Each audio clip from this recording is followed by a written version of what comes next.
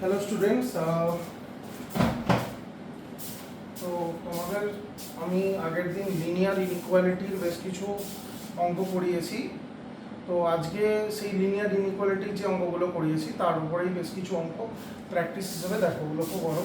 তো ফার্স্টে আমরা একটা কোশ্চেন নিয়েছি যেখানে বলা আছে যে infinite is greater than this function and greater than or equal to 1। তো অবশ্যই যেহেতু এখানে আমরা লক্ষ্য করতে পারছি যে মড 2 মাইনাস মড এক্স আছে নিচে, তাহলে অবশ্যই x not equal to plus বা মাইনাস 2 কোনোটাই হতে পারবে না, এটাকে প্রথমে মাথায় রাখতে হবে। দেন আমরা কি করব, আমরা এটাকে সলভ করব। সলভ করার ক্ষেত্রে ফার্স্টে ইনফিনিটি যেহেতু রয়েছে, ইনফিনিটি গোটাটাকে যদি আমি রেসিপ্রোকাল করি, সাপোজ 1/ইনফিনিটি করি, তাহলে একের নিচে একটা বিরাট বড় সংখ্যা দ্যাট অ্যাপ্রোচেস টু 0, তাহলে আমি গোটাটাকে রেসিপ্রোকাল করছি মানে 1/ইনফিনিটি দ্যাট অ্যাপ্রোচেস টু 0। আমি যেহেতু রেসিপ্রোকাল করছি, গ্রেটার দ্যান আর লেস দ্যান সাইনটা চেঞ্জ হবে আমরা জানি, তাহলে এটা লেস দ্যান হয়ে গেল। আমরা এটা লিখলাম 2 minus mod x less than or equal to 1 এর রেসিপ্রোকাল 1ই, তাহলে 1।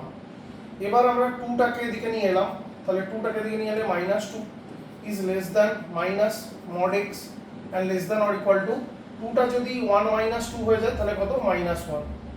এবার সবকটা নেগেটিভকে ক্যান্সেল করব। আমরা জানি যে রেসিপ্রোকাল করলে যেরকম greater than less than sign change হয়, সেরকম যদি আমি কোনো একটা নেগেটিভ নাম্বার গুণ করি তাহলে সেক্ষেত্রেও আমাদের কি হবে, লেস দ্যান গ্রেটার দ্যান সাইনটা চেঞ্জ হবে। তাহলে 2 লেস দ্যান গ্রেটার দ্যান হয়ে গেল mod x, greater than or equal to কত চলে এলো, 1।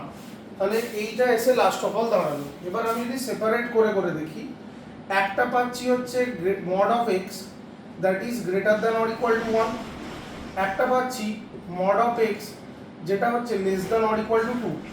ফার্স্ট এরটাকে যদি আমি সলভ করি, তাহলে ফার্স্ট এরটাকে সলভ করলে আমরা কি দেখতে পাবো, আমরা একটা যদি নাম্বার লাইন ড্র করে বুঝি তাহলে আমাদের ক্ষেত্রে সুবিধা হবে যে আমরা যখনই মড এক্স এর কথা বলছি, তার মানে এখানে +1 এবং -1 দুটো ইম্পর্টেন্ট ক্রিটিক্যাল পয়েন্টের মতো রয়েছে। তাহলে দুদিকটা পজিটিভ হয় ইনইকুয়ালিটি রুল অনুযায়ী, মাঝখানটা কি হয়, নেগেটিভ হয়।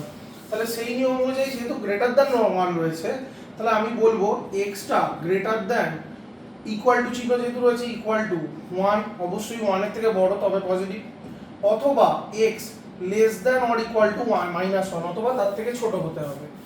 সেকেন্ডলি এটা থেকে কি পাবো, যেহেতু এখানে লেস দ্যান সাইন আছে, আমি এইমাত্র তোমাদের বললাম, কি বললাম, যে আমরা যদি দেখি যে দুটো পয়েন্ট এখানে রয়েছে, তাহলে মড যেহেতু রয়েছে একটা -2 আর একটা +2, তাহলে এদের মাঝখানটা নেগেটিভ হয়, দুদিকটা পজিটিভ হয়। যেহেতু আমাকে বলছে লেস দ্যান, তার মানে নেগেটিভ ভ্যালুর কথা বলছে, যে 2 এর থেকে যেন ছোট হয়। তাহলে লেস দ্যান সাইনটা যেহেতু রয়েছে, তাহলে আমি নেগেটিভ জোনটা নেব। কোনটা নেব, তাহলে -2 থেকে এক্সটা কিসের মধ্যে থাকবে না, +2 এর মধ্যে। এবার দুটোকে যদি আমি মার্জ করি, মার্জ করে আমাদের রেজাল্টটা খুঁজতে যাই, তাহলে কি হবে, এই দুটোকে মার্জ করে, তাহলে তার জন্য আমি একটা এগেন নাম্বার লাইন ড্র করলাম। এটা তোমাদের বোঝার জন্য, বাট এটা মানে লাগবেই, তোমাদের করতে হবে। তাহলে -2 রয়েছে, -1 রয়েছে, 0 তো রয়েছে বাট আমি লিখছি না, 1 রয়েছে আর এখানে 2 রয়েছে। তাহলে এদিকে -ইনফিনিটি আছে, এদিকে কি রয়েছে, +ইনফিনিটি আছে। তাহলে কোন জোনটা হচ্ছে আমাদের সলিউশন হবে। ফার্স্ট এরটা দেখি, ফার্স্টে আমাদেরকে কি বলছে যে 1 এর থেকে কি হতে হবে, বড়, আর -1 এর থেকে কি হতে হবে, ছোট। আবার একই সঙ্গে বলছে যে -2 এর পর থেকে 2 এর ঠিক আগে পর্যন্ত। দেখো এক্ষেত্রে কিন্তু 2 বা -2 কোনো মানটাই নেয়নি। তার কারণটা আমরা আগেও এখানেও দেখতে পাচ্ছি যে এখানে লেস দ্যান সাইন আছে, আর ইম্পর্টেন্টলি ওখানেও লেখা আছে x not equal to plus minus কত 2 রয়েছে। তাহলে আমি এখানে আমাদের মানে কমন রিজিয়ান কোনটা, না আমাদের কমন রিজিয়ানটা যেটা চলে আসছে সেটা হচ্ছে, তাহলে x বিলং করছে কোথায় না, আমি যদি দেখি -2 ওপেন কমা -1 ক্লোজ ইউনিয়ন, তার সঙ্গে আমি নেব হচ্ছে 1 থেকে, বাট আমি 2 এর ঠিক আগেতে কি করব, ক্লোজ করব। তাহলে এটাই হচ্ছে আমাদের এই কোশ্চেনটা সলিউশন। তো এটা তোমরা এবার বাকিটা বুঝে লিখে নাও।